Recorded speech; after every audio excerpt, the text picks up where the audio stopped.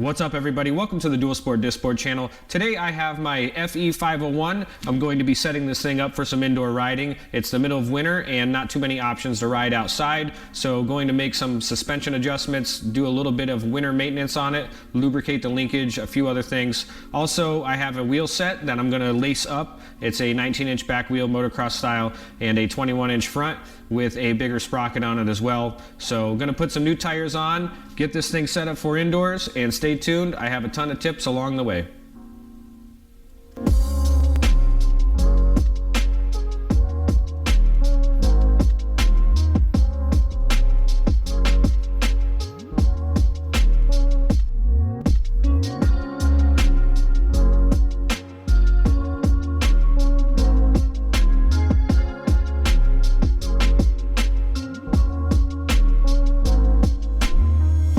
So the first thing I'm actually going to do is change this fender out. I have a motocross style fender here. It's just the same exact stock fender without all the license plate stuff on it. It's got the turn signals and everything built into this. And what I did is I actually put this whole fender with a quick connector in here, so I'll show that here in a second. But when I ride the track, sometimes I don't like having the license plate on there. I really don't even notice it, but honestly, I just feel a little bit cooler without it. So yeah, we're gonna swap this thing out here.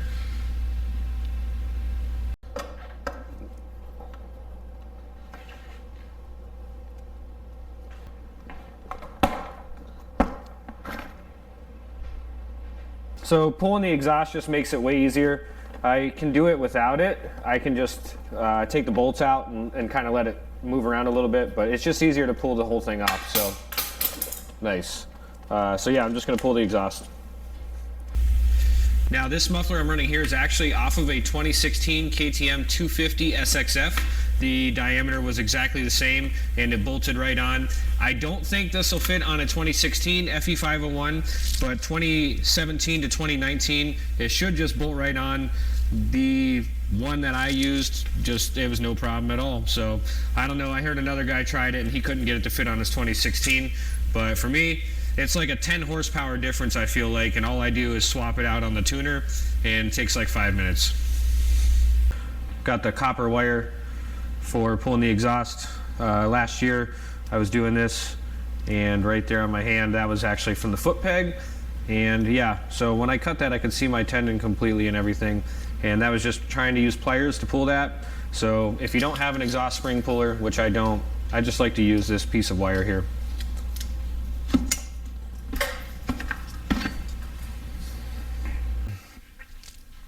So here's one thing about the bike that I added. I just popped this cover off here. The way the stock fender wiring goes back, it's one piece. So if I can pull this out, it's a one-piece setup from the harness all the way back. Well, if you want to swap the fender out, you can't just unplug it. So what I did is I added this DT connector here. It's an IP67 rated waterproof connector. This is the stock one here. But yeah, now that I did that, the whole thing is just plug and play and the fender will come right off. So definitely a nice improvement. This is on a 2019. I'm sure the 2021s and 2022s might be the same way. I don't know. I know it's a different subframe in the back. I think it's like a two-piece, but definitely a big improvement over the stock setup.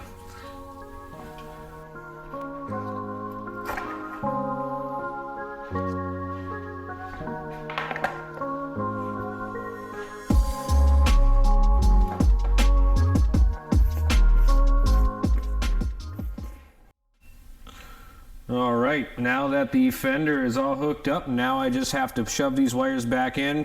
This one here, I'm probably just gonna leave it because I'm riding indoors. I'm not too worried about it getting wet. So I'm just gonna tuck this all right back down in here and then put this cover back underneath the subframe. That's one thing too. The way the subframe's built, it's all right, but you know, it really should be to where this is removable from the outside. So I don't know what the 2020 model and up is like. This 2019 model though, it could use a little bit of improvement.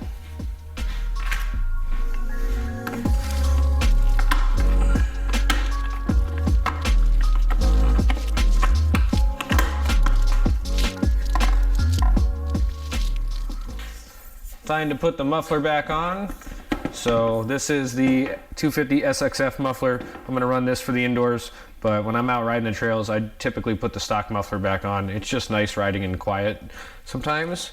But yeah, riding the track, motocross muffler's going on.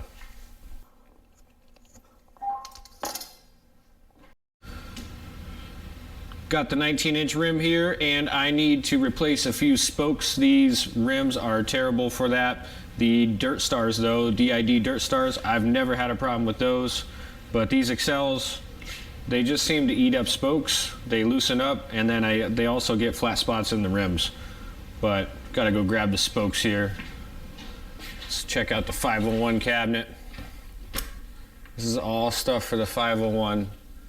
Make sure I have enough for a couple years. Air filters, grips, wheel bearings, oil filters, brakes, linkages, linkage bearings, tubes, chains, chain sliders, everything. Everything that you could need for a couple years. Also a couple extra sets of tires. Yeah. This 2021 stuff, supply chain, you got to make sure you have the stuff in stock, or else you might be waiting a while to ride. All right, got these spokes.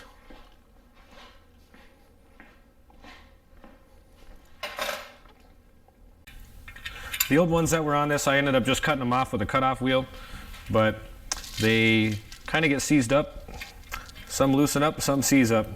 But I'm just going to lace these by hand first and get them a little snug. I have a Phillips screwdriver here, like a PH3, and just getting them kind of started by hand. Once I get them all in and snugged up a little, at that point, that's when I'm going to get the dial indicator out and true it up.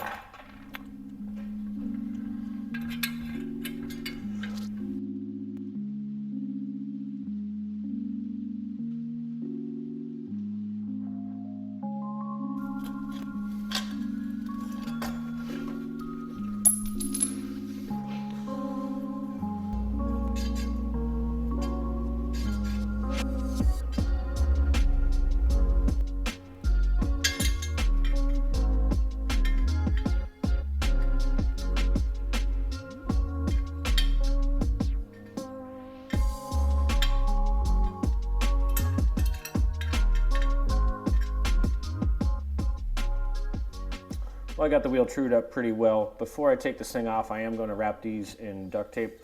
So a little bit of duct tape all the way around this thing and just clean it up, and then it's time to put the sprocket and the tire on.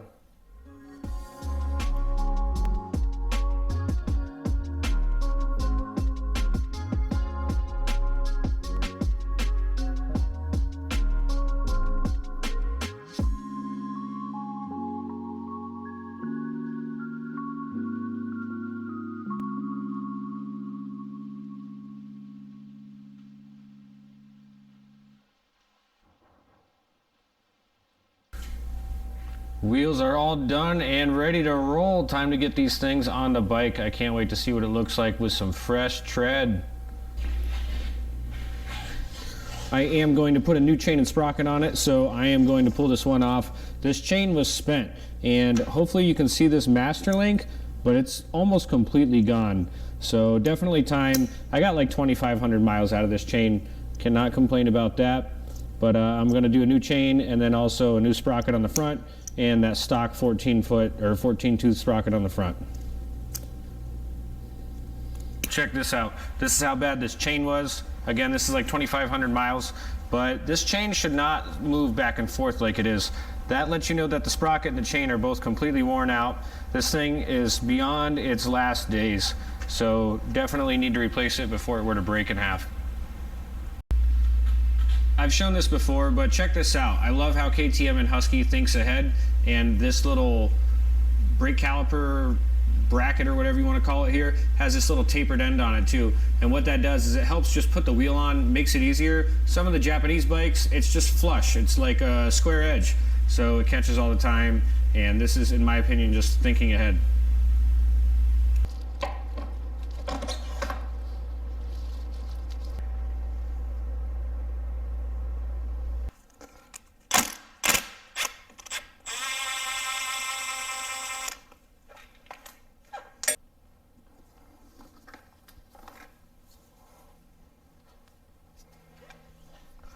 Here is what 2,500 miles looks like on the original chain sliders. So you can see the difference here. This is the stock, here's the Acerbis. So I don't know if they were exactly the same when they, when this one was brand new or not, but there's definitely a lot of material missing on the one on the left, the used one. Also on the bottom side, there's a little bit there, like chain slap. But this guard right here, this also goes underneath the chain. So there's that one. Here's the brand new one. So a little bit of wear, but not too bad. This one though, definitely time to get it replaced.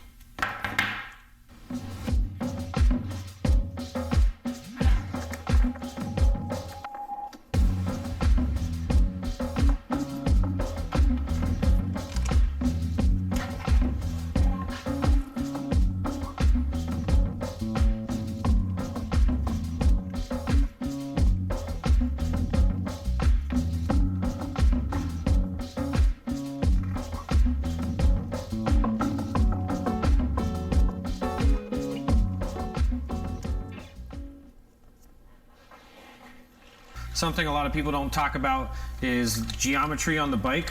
So in concept, when you raise the forks up in the clamps, you're actually changing the dimensions of the bike.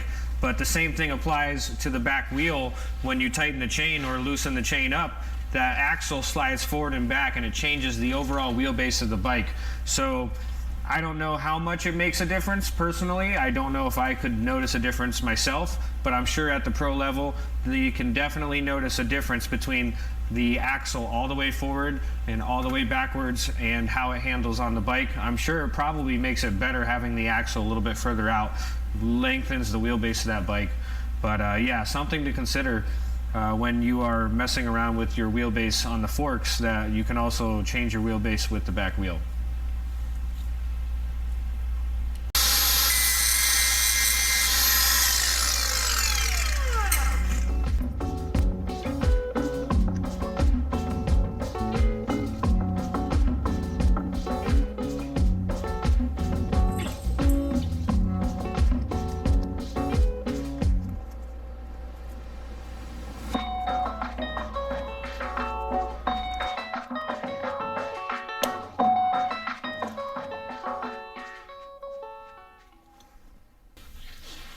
So on this chain, the proper tension, check this out.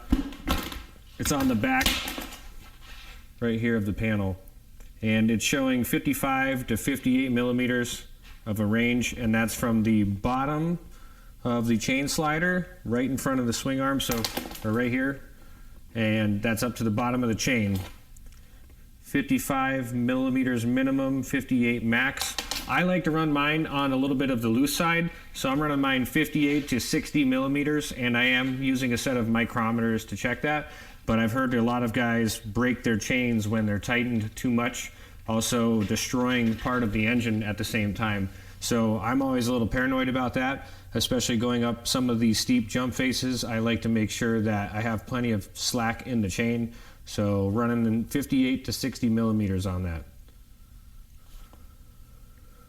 Back wheel and chain is all done. Bike is looking sweet. I'm still debating on whether I should take the kickstand off or not for riding indoors. Let me know what you think about riding with a kickstand in the comments below. Still have the front wheel to change out. Gonna get to that here shortly. But yeah, making some pretty good progress. Got the front wheel on, also running 12.7 PSI in the front and back tires. So we'll see how that goes. Comment below if you have a favorite tire pressure that you run. I usually try to run between 12 and 13 when I'm riding moto. So I'm sure some of you are kind of wondering, like, why are you riding a Dualsport bike indoors? And first of all, if you look at it really close, it's very, very close to the motocross style of the bike. There's really not much difference at all, especially because I have motocross forks and a shock on here. So these are the settings I'm going to be using. This is for supercross styles kind of setup. I'm not going to say this is going to work for your bike because, you know, this is all custom valving and stuff on the suspension compared to what the stock might be, which is the Explore fork anyways. So, you know, these might not work out for you, but this is what I'm going to do. On the forks, the compression, I'm going to do 8 clicks out, so I'm going to start there. 1, 2, 3, 4, 5, 6, 7, 8. That's the compression. Again, these are 4CS forks, so 16 clicks out on the forks. I got these numbers from Bob Harrington from Pro Action in Northern Ohio. Shout out to him. He always helps me out and hooks me up with the best suspension around. So 16 on the rebound we're going to try, and these are just starting numbers. I'm going to go all the way in first and then out 16 clicks.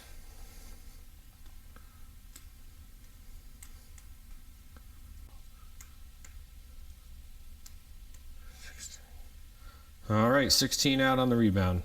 And we're a little higher on the rebound because we're suspecting that these forks and the shock might be a little undersprung. I've never checked the spring rates on them. Probably something I should do, but yeah, so that's why we're going 16 out on the rebound. All right, shock low speed compression. I'm going to do 8 clicks out. Low speed compression being in the center here. And this shock is off of a 450 SXF. It is not the stock one on the bike. All right, we're all the way in, and I have a mark right here. We're going to go out 1 1/4 turns.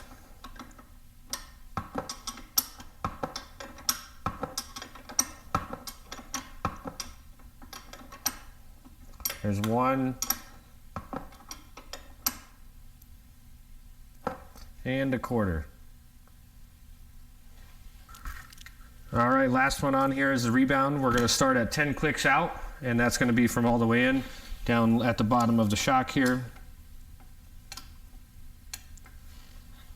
And some people, what they like to do for supercross style jumps, the jumps are a lot steeper, the faces of them, and some people like to slow down this rebound to keep the bike from kind of like endoing.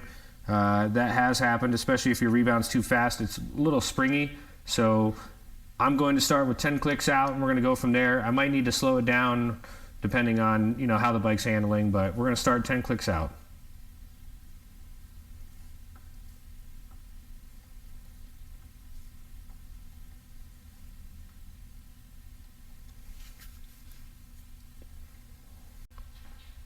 It's important to keep in mind that these numbers are going to change based on what type of track you're riding, and this is an indoor style, kind of a steeper jump face style and supercross style. So, you know, suspension is something that you're going to change all the time, or you should be, and it's important to familiarize yourself with your suspension components and how to adjust them properly.